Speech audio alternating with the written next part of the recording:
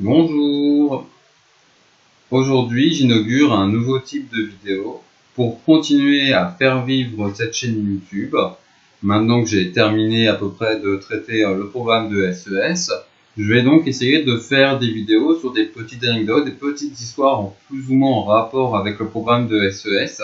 Alors, je tiens quand même à vous prévenir que puisque j'ai pas envie non plus de donner trop de temps à ça va pas être des recherches originales. En l'occurrence, je vais surtout relayer des articles, des podcasts, notamment en anglais, que j'ai lus. Et pour commencer, laissez-moi vous raconter aujourd'hui l'histoire du président qui a fait disparaître la dette publique. L'histoire que je vais vous raconter aujourd'hui se passe aux États-Unis et le président qui a réussi ce fameux tour de force de faire disparaître la dette publique américaine, désolé, pas de bruitage cette fois-ci, c'est Andrew Jackson, qui a été président de 1829 à 1837, donc 2 mandats consécutifs, et qui est un des fondateurs du Parti démocrate, issu en l'occurrence de l'État du Tennessee. Si vous ne l'avez pas encore compris, c'est lui qui est représenté sur les billets de 20 $ aux États-Unis, il y a même son nom qui est marqué là, même s'il me semble qu'il y a un projet pour le faire remplacer par Harriet Tubman, qui est une ancienne esclave qui s'est battue contre l'esclavage et a aidé de nombreux esclaves à échapper aux plantations des États du Sud à travers un réseau de voies secrètes et de refuges qu'on appelle aux États-Unis The Underground Railroad, même si c'est pas vraiment une voie ferrée souterraine. Pour revenir à Andrew Jackson et la dette publique américaine, quand Andrew Jackson arrive au pouvoir, la dette publique pose problème, pas tellement à cause de son niveau, mais simplement sur le principe qu'on considère que si l'État est endetté et doit de l'argent, il n'est pas totalement indépendant et que le pouvoir politique appartient plus ou moins au monde de la finance. Alors est-ce que ça veut dire qu'Andrew Jackson était une sorte de Jean-Luc Mélenchon avant l'heure ? Non, calme-toi Jean-Luc, détends-toi, souffle un peu. On peut clairement pas dire qu'Andrew Jackson était une espèce de militant d'extrême gauche, de sauvage anarchiste. Déjà parce que, comme je pense tous les présidents américains avant lui, il avait une plantation avec des esclaves. N'oublions pas d'ailleurs, petit 2, que le Parti démocrate qu'il a fondé, même si c'est la guerre de sécession, c'est une trentaine d'années plus tard, c'est le parti des États du Sud qui défendait l'esclavage. Et ensuite, le peuple qui défendait contre le monde de la finance, c'est-à-dire les électeurs à l'époque, c'était juste les hommes blancs et avec un certain niveau de richesse.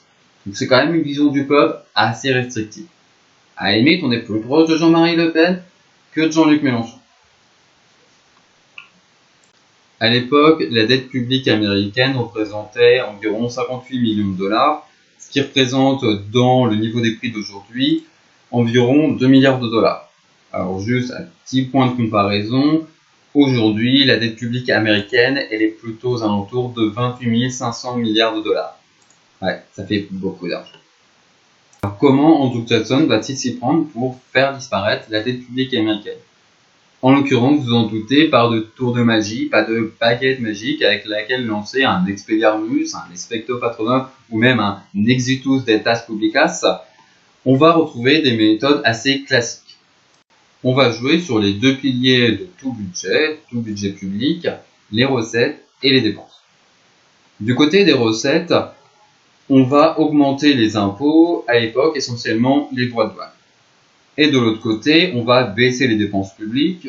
En l'occurrence, le président américain dispose dans une certaine mesure d'un droit de veto qui lui permet de bloquer les lois votées par le Congrès. Donc à chaque fois que le Congrès va voter une loi pour réaliser de nouveaux investissements publics, construire une route ou construire un nouveau pont, rénover un pont, Andrew Jackson va leur dire « Les mecs là, vous voulez dépenser de l'argent ? Bah, je suis désolé mais c'est pas possible. » Le gouvernement américain a aussi une troisième méthode pour gagner de l'argent et rembourser sa dette publique, une méthode à laquelle on ne penserait pas forcément aujourd'hui, vendre des territoires pris aux Amérindiens. Le gouvernement américain va prendre des territoires aux tribus amérindiennes, que ce soit par la force ou à travers des traités trompeurs et clairement injustes, et va ensuite les vendre et ainsi gagner de l'argent. Ah, c'est beau l'histoire américaine. Joyeux Thanksgiving. Et donc ça va continuer ainsi pendant environ 5-6 ans, jusqu'au 1er janvier 1835, date à laquelle le gouvernement américain a remboursé toute sa dette. C'est bon, plus aucune dette. L'objectif a été atteint. Et je pense que là, on peut se féliciter. Mais l'histoire ne s'arrête pas là. Non, ce serait beaucoup trop simple. Alors, qu'est-ce qui va se passer ensuite ? Le gouvernement américain, évidemment, maintenant qu'il a réussi à rembourser toute sa dette, il va faire en sorte de ne pas en avoir à nouveau. Ça ne servira à rien sinon. Donc, il va maintenir un certain niveau d'excédent public. Et cet excédent, Andrew Jackson va se dire, en bon démocrate qu'il est, il faut le redonner au peuple. C'était tout le but de la démarche. Faire en sorte que l'argent public profite aux électeurs et pas au méchant monde de la finance.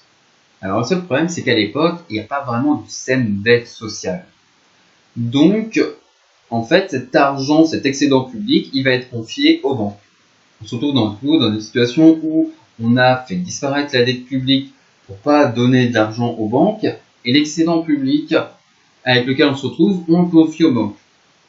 Ouais, c'est assez logique. Les banques vont alors se retrouver avec plus d'argent qu'auparavant, mais pour placer cet argent, elles peuvent plus le prêter à l'État puisqu'il n'y a plus de dette publique. Ce qui est dommage parce que la dette publique, c'est quand même considéré comme un des placements les plus sûrs. Un État, globalement, même si ça va évidemment dépendre de quel État, de sa réputation, de sa solidité, de sa richesse, va plus ou moins toujours exister, toujours être en mesure de rembourser ses dettes, même si pour ce faire, il devra contracter de nouvelles dettes.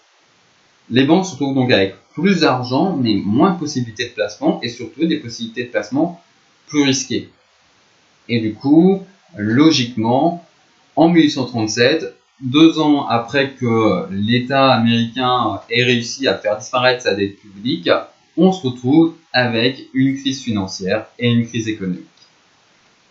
La crise a évidemment amené un retour de la dette publique américaine, qui depuis n'a pas cessé d'augmenter pour atteindre le niveau qu'on lui connaît actuellement. Moralité de l'histoire, Père Castor ? Eh bien, c'est peut-être qu'un État endetté, c'est un État qui empêche son économie de se scratcher. On peut faire des efforts pour maintenir cette dette à un niveau soutenable, raisonnable, même si qu'est-ce que c'est qu'un niveau soutenable de la dette, ça dépend vraiment de plein de facteurs, et ça évolue clairement au cours du temps, mais en tout cas, il vaut mieux pas faire disparaître totalement la dette publique. Cette histoire, en l'occurrence, est inspirée d'un épisode du podcast Planet Money par NPR. Au revoir.